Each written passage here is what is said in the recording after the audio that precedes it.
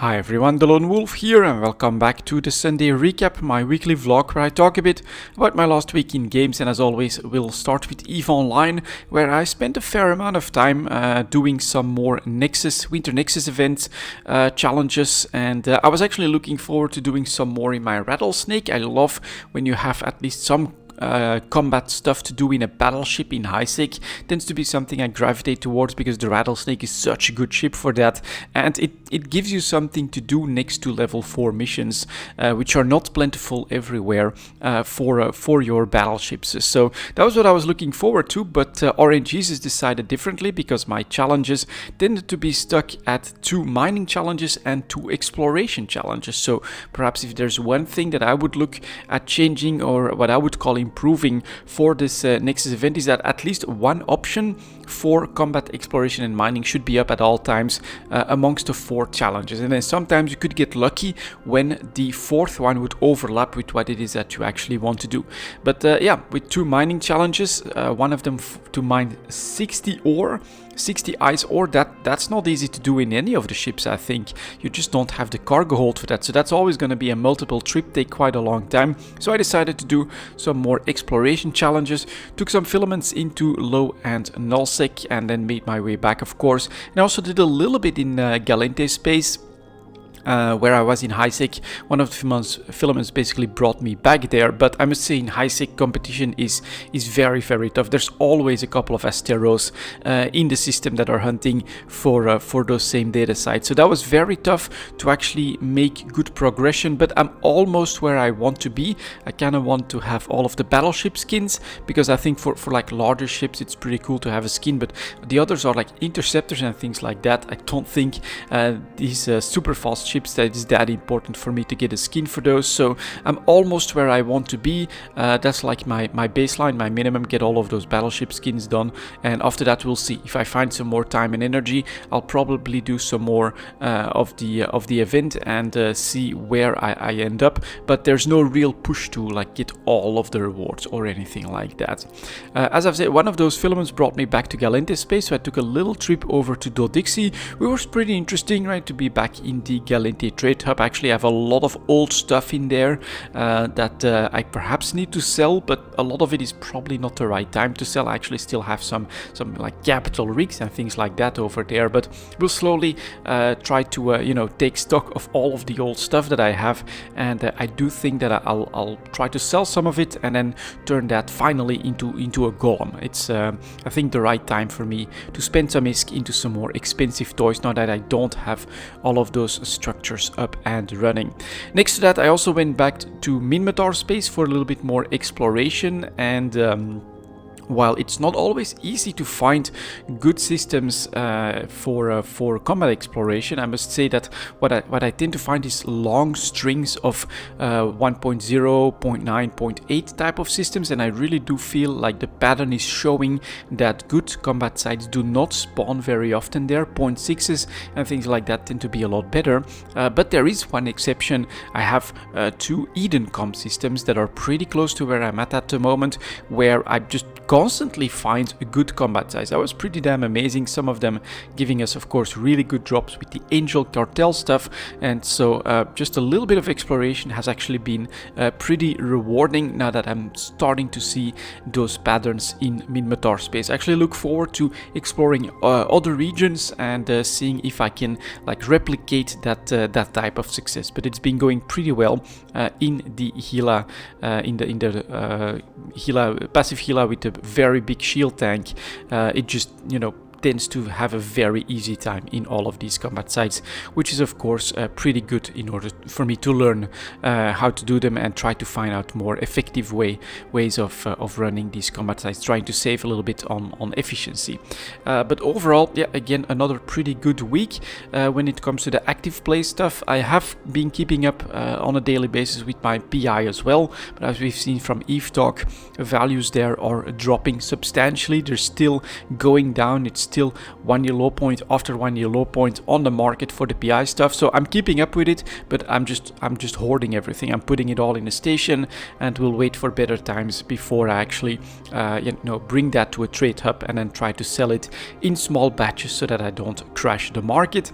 And then a final thing, since I'm doing most of my Winter Nexus activities in a Mars space, there's always a storm close to Esesama, which is actually just right outside of Dital.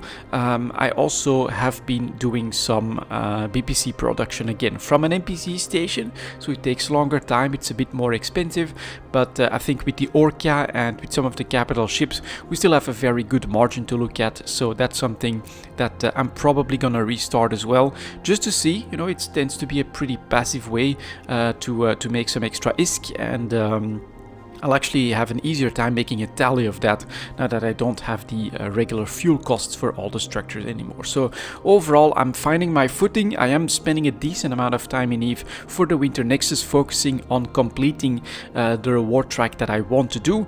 And after that, I look forward to just going back out there in my Orca with my exploration ships, finding stuff to do, and learning new sites, trying to find good patterns for exploration in other parts of space as well. And yep, it's looking pretty good. I'm of course also waiting for updates on what's going to happen with the game, but don't expect too much for the rest of the year, of course. It is the winter break, it is the holiday season, and yeah, CCP deserves to enjoy that break as well.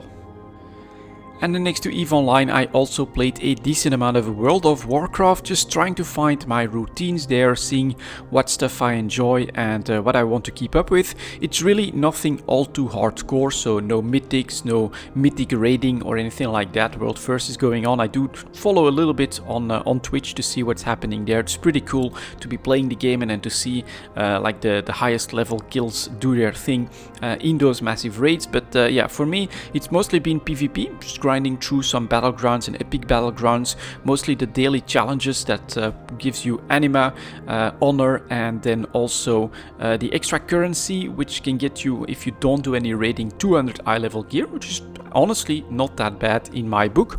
So that's what I've been doing, and then next to that, just some daily questing, earning some gold with gathering professions as well. In order to keep my anima topped, of course. And then something else that I do on a daily basis is a quick trip into the Mana. Nothing too special. I basically have a small round where I come up across a couple of extra challenges, then I try to pick up some daily quests, gather some anima, slowly work on my reputation with Venari so that I can get all of the Torghast stuff. And this week Torghast was a real struggle. I actually did everything early on in the week, trying to basically have that done, but it was in the hardest state, you could say, as later down in the week Blizzard actually nerfed everything quite substantially, and so as a result I only did like up to tier 5, and I think you could go up to tier 8 this week, so I really didn't do that much Torghast. But luckily I also still had a part to do where I had to release Jaina from Torghast, and that gave me some extra solar, so I actually managed to get my legendary pants up to tier 3, I think it is, of 4, if I'm not mistaken. So I think it's now eye level 225. You can get it up to 235. That's gonna take a couple more weeks of Torghast and Soul Ash gathering in order to do that, probably too. But yeah, I did all of that basically at the hardest setting for Torghast, and for next week I'm basically expecting a much easier, faster time than the grind I had to go through this week. And then yeah, next to that, basically my character progression, I feel like I'm doing really well with all of the honor that I've been gaining. I think I need just a couple more pieces for honor with upgrades to 184, and then I'll be 184 and up. I bought a ring as well, with It's the Conquest points that you also get from those daily battlegrounds. So I bought a ring with that, and I bought an offhand weapon, and then I actually bought a main hand weapon pretty cheaply, I would say, but with versatility mastery, which is perfect for me. Honestly, it just upgrades the damage for my dots. That's the way I prefer to do it. Keep it simple, just up the dot damage as much as possible. That's what I've been doing, and you know, that was like a 190 for 40k gold or something like that. So that was a very, very nice boost, and and I do think that my character is slowly becoming stronger and stronger. Next week I'll also have Covenant level 13, which will give me another potency conduit to run with, so we're just slowly becoming stronger and stronger, and for the first time in an epic BG I actually managed to get top damage on my Affliction Warlock as well. That was very satisfying to do. Managed to get lots of AoE damage there, and then just an awful lot of spenders when there was like 20 targets probably with 2 dots on them. Very fun and pretty cool to do, and that's really, I think, the plan here for me going forward with the World of Warcraft. Yeah, we'll just keep up with the MAW. I tend to spend like maybe 20-30 minutes in there on a daily basis. On a weekly basis we'll do Torghast, and then next to that I will also be focusing mostly on just some battlegrounds, make sure that I get the conquest points, and then slowly upgrade to 200. There's also a weekly world boss, but that's like 2 minutes of work or something like that. Potentially you can get a 200 piece of item in there, but 2 weeks we've had it, and none of it dropped.